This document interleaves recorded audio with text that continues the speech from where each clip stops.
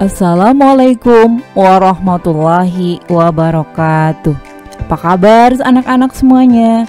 Semoga hari ini selalu dalam keadaan sehat walafiat, selalu semangat, selalu bersyukur dan selalu menjaga kesehatan. Hari ini Bu Guru akan melanjutkan pembahasan tentang kehidupan masyarakat pada masa Islam.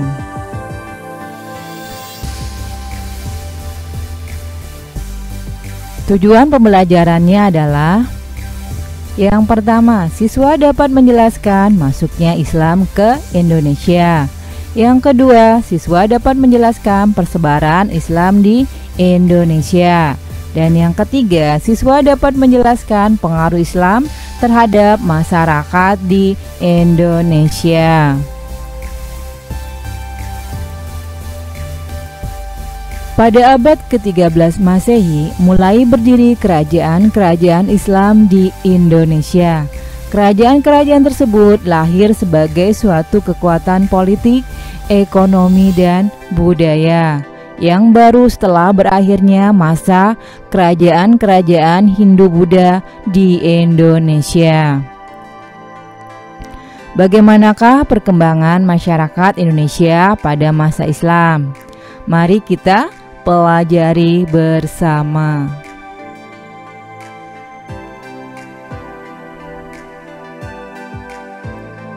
Yang pertama itu masuknya Islam ke Indonesia. Ada beberapa pendapat yang menjelaskan waktu masuknya Islam dan tempat asalnya. Pendapat-pendapat itu antara lain adalah sebagai berikut. 1. Pendapat pertama menyatakan bahwa Islam masuk ke Indonesia pada abad ke-7 Masehi. Buya Hamka atau Haji Abdul Malik Karim Amrullah mengatakan bahwa Islam berasal dari tanah kelahirannya, yaitu Arab atau Mesir. Proses ini berlangsung pada abad-abad pertama Hijriah atau abad ke-7 Masehi.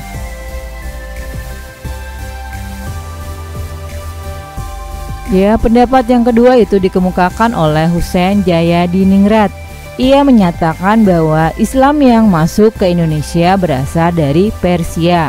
Pendapatnya didasarkan pada kesamaan budaya dan tradisi yang berkembang antara masyarakat Persia dan Indonesia. Tradisi tersebut antara lain adalah perayaan 10 Muharram atau Asyura sebagai hari suci kaum Syiah atas kematian Husain bin Ali, seperti yang berkembang dalam tradisi Tabot di Pariaman, Sumatera Barat dan Bengkulu. Yang ketiga itu pendapat bahwa Islam masuk ke Kepulauan Indonesia berasal dari Gujarat sekitar abad ke-13 Masehi.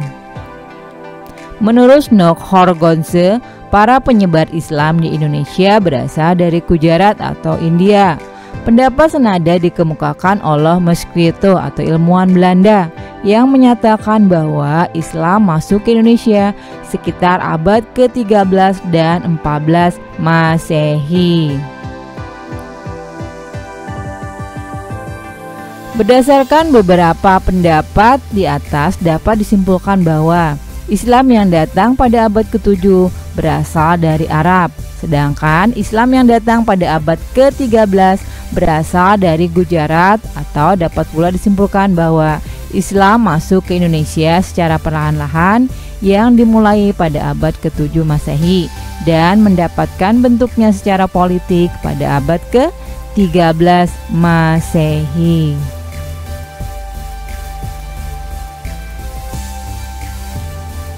Yang kedua itu persebaran Islam di Indonesia. Persebaran Islam di Indonesia terjadi secara bertahap. Daerah yang pertama mendapat pengaruh Islam adalah daerah Indonesia bagian barat.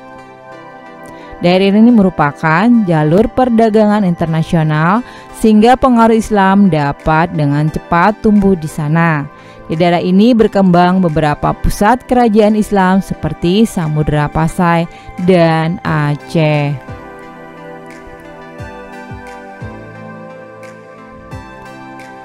Ada beberapa cara yang dilakukan dalam menyebarkan Islam di Indonesia. Cara-cara tersebut antara lain adalah sebagai berikut. A. Perdagangan. Kondisi geografis sebagai jalur pelayaran dan perdagangan membuat wilayah kepulauan Indonesia menjadi daerah pertemuan para pedagang yang tidak hanya orang-orang lokal, tetapi juga bangsa lain seperti Arab, Persia, Cina, dan India. Mereka berdagang sambil juga menyebarkan agama Islam. Selanjutnya B. Pernikahan. Selain perdagangan, penyebaran Islam dilakukan melalui pernikahan. Para pedagang muslim yang menetap di sekitar pelabuhan banyak yang melakukan pernikahan dengan penduduk setempat. Dari pernikahan ini terbentuklah ikatan kekerabatan yang besar antara pihak laki-laki dan keluarga pihak wanita. C. Pendidikan. Penyebaran Islam di Nusantara dilakukan juga melalui pendidikan. Para ulama dan guru-guru agama Islam mendirikan lembaga-lembaga pendidikan Islam. Lembaga pendidikan Islam yang dikenal pada waktu itu adalah surau, dayah, dan pesantren. Di tempat-tempat inilah para ulama mendidik para santri tentang agama Islam. D. Kesenian. Penyebaran Islam juga dilakukan melalui pertunjukan seni seperti pertunjukan wayang kulit. Disebutkan dalam cerita tutur bahwa Sunan Kalijaga adalah seorang dalang yang sangat mahir dan sangat disukai rakyat.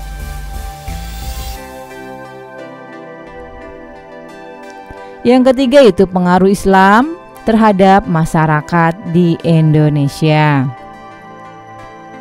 Masuknya pengaruh Islam ke Indonesia telah membawa perubahan dalam berbagai aspek kehidupan masyarakat di Indonesia.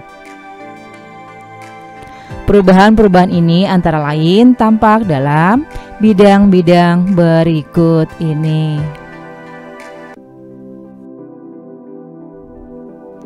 A. Bidang politik. Pada masa Islam, konsep kerajaan berubah menjadi kesultanan. Dalam sistem kesultanan, nilai-nilai Islam menjadi dasar dalam pengendalian kekuasaan. B. Bidang sosial.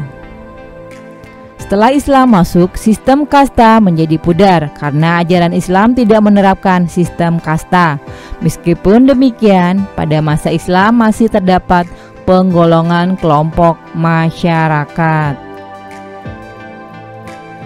Di Jawa misalnya, seorang ulama diberi gelar kiai, sebuah gelar yang menunjukkan ketinggian derajat pada struktur sosial di masyarakat. Selanjutnya C. Bidang agama. Pada masa Islam, sebagian besar masyarakat di Indonesia menganut agama Islam. Meskipun demikian, masih terdapat masyarakat yang menganut agama Hindu, Buddha, atau menganut kepercayaan terhadap roh halus.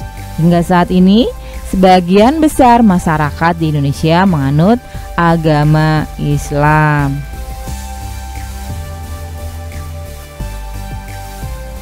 D. Bidang kebudayaan.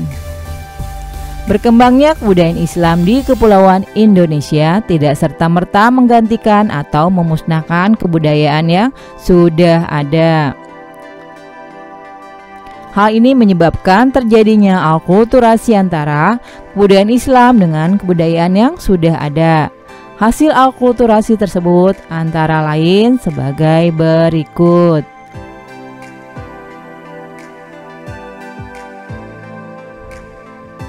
Yang pertama itu seni bangunan. A. Atap tumpang merupakan atap yang bersusun semakin ke atas semakin kecil. Tingkat yang paling atas berbentuk limas. B. Menara merupakan bagian bangunan masjid yang berfungsi untuk mengumandangkan azan ketika waktu sholat telah tiba. C. Makam bagi sebagian umat Islam di Indonesia dianggap sebagai bentuk penghormatan kepada orang yang telah meninggal.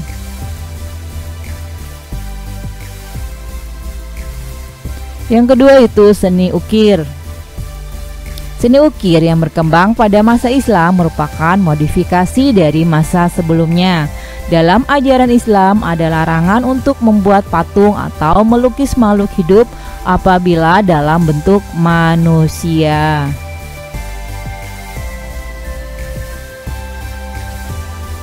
Demikianlah pembahasan hari ini, semoga bermanfaat. Ibu guru ucapkan terima kasih. Wassalamualaikum warahmatullahi wabarakatuh.